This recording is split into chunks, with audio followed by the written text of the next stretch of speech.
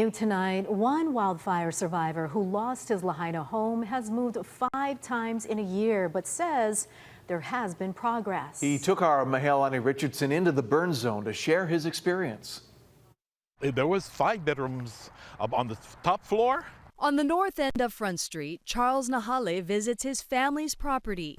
The U.S. Army Corps of Engineers had just called to get permission to lay down gravel. Seems like it's taken a long time just to do this much, but slowly but surely, I guess, the tortoise wins the race. Nahale says he's seeing progress. His immediate neighborhood with concrete foundations looks completely different. This is my house. From when Lahaina was unrecognizable a day after the disaster.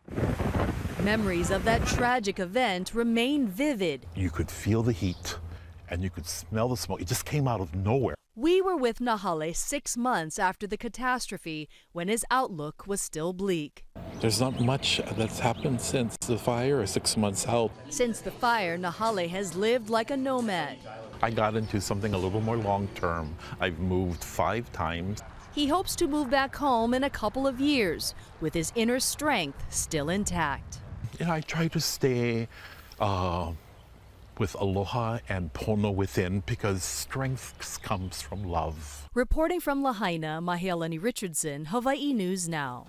And don't miss a 1-hour special report, Maui wildfires disaster 1 year later, tomorrow night at 7 on KGMB and streaming on our H&N digital platforms. Hear from those who survived the fire and their struggles to rebuild their lives.